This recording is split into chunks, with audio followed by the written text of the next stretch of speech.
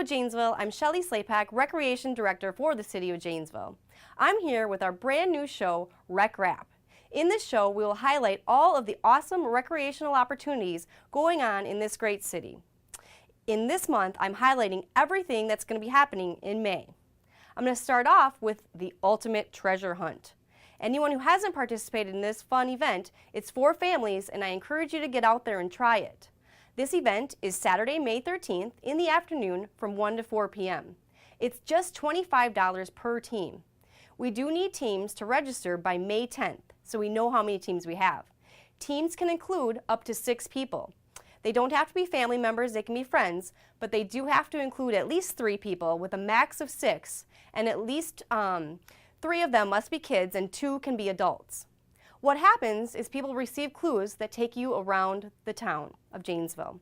So you're going to various places such as parks, businesses, and other places. And at each place, teams will have to do a special activity that help them earn points. They'll do things such as skilled tests like maybe the 3-legged race, or tasks that pose their creativity, such as posing for a picture, and they get points on their creativity. Then what happens at each site is they get points, and teams that have the most points win a special prize. And then also, the team that is first to the ultimate treasure, or the last spot in the clue, will get the ultimate treasure chest. And this treasure chest is pretty awesome. The chest is filled with breakfast for 6 at Citrus Cafe, movie night at Movie 6, dessert at Cold Stone Creamery, and a certificate for a themed birthday party and 6 open gym passes at CSA Kids. So you can imagine that if your family is the first one to arrive at the last site, you get a pretty cool prize, all for just $25, so I encourage you to sign up for that. The next special event we have going on in May is our Spring Wildflower Walk. Now this is a free event. It's happening Saturday, May 6th from 10 to noon. Pre-registration is encouraged, but it is not required. This event takes you to the Devil's Staircase in Riverside Park, which is simply beautiful. It does have a steep initial staircase climb, and then the trail runs across the slopes of the Rock River. Along the way, we will have volunteers there that are running the event from the Friends of Riverside Park and the Rock County Conservationists that will explain all of the wildflowers that are in the park along that trail. The next thing that we have coming up in May is our Start Smart Sports Development. This program is for youth ages 3 to 5 years old. It happens on Wednesdays from May 17th to June 21st in the evenings from 6 to 7 p.m. at Riverside Park. We do ask the participants please pre-register by May 12th for this event. This Start Smart Sports Development is a program with the National Alliance on Youth Sports, and it basically teaches kids 3 to 5-year-olds all the skills related to throwing, catching, kicking, and batting. And it's all in an age-appropriate setting. Things that we use in this are different than what you can buy in stores. So, for instance, this batting tee right here is not your typical one that only goes up or down just a couple levels. It bends, such as this, and it goes to the kid's appropriate height. So they're not using equipment that doesn't work for them, because sometimes when you use equipment that doesn't work for you, you get discouraged. And the whole point of this program is to have equipment that is age appropriate. Another piece of equipment in this program is this ball. It's actually called a Boingo ball, and it's much larger than your typical ball, but it helps kids be able to handle the ball easier. And that's the whole point of this program. It also is very unique in that the parent and child work together. So a parent and child sign up, and it doesn't have to be a parent, it can be an adult, and they work together. So the instructor that is on site gives them the directions, and then they go, the parent-child group goes to each station, and they rotate around, and they do the activities, and the instructor follows. So really, really cool program for youth ages 3 to 5 years old.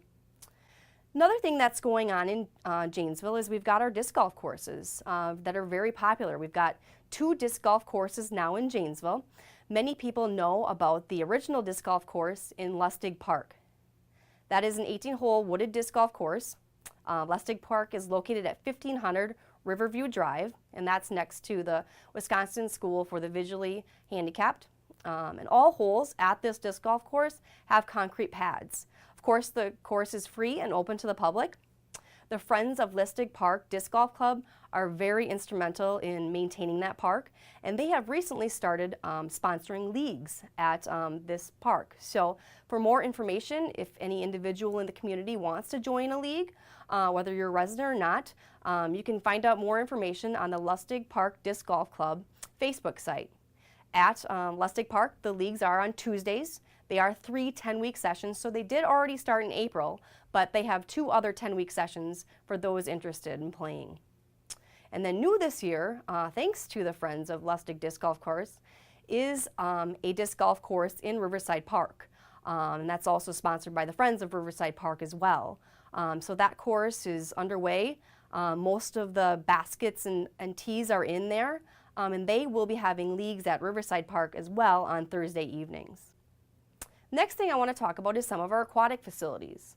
Lions Beach does open Memorial Day weekend on that Saturday. So this year we open May 27th.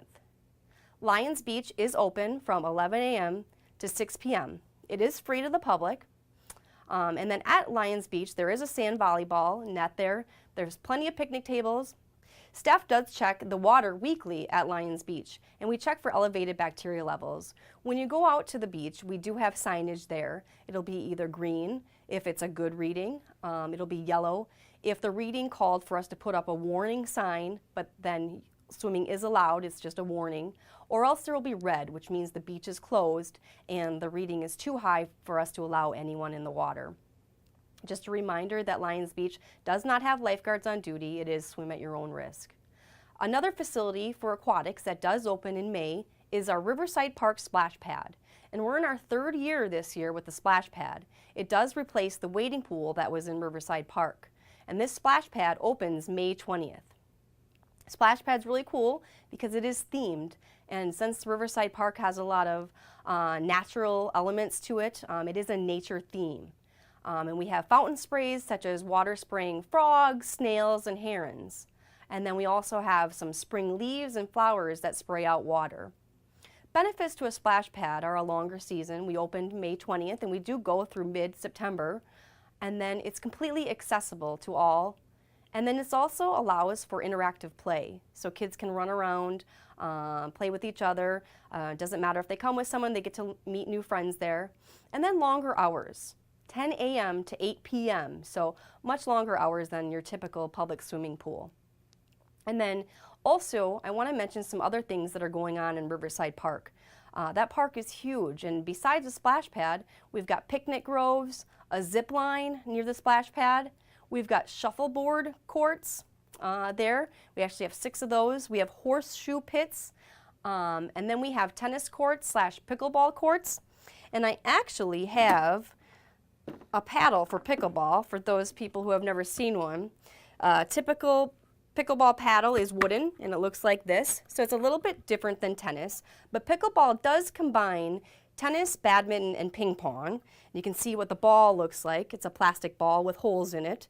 So it is a lot of fun. It's really trending, up and coming for people of all ages.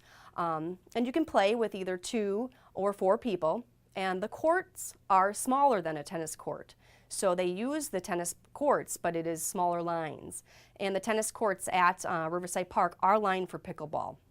So very popular. We've got some times where we do have some facilitators out there, and that information is in our rec guide. But again, really unique program that we have. Thanks for joining us for the May edition of Rec Wrap. Check out all of our recreation programs on the City of Janesville website in the Recreation tab. We look forward to seeing everyone again in June with the June edition of Rec Wrap.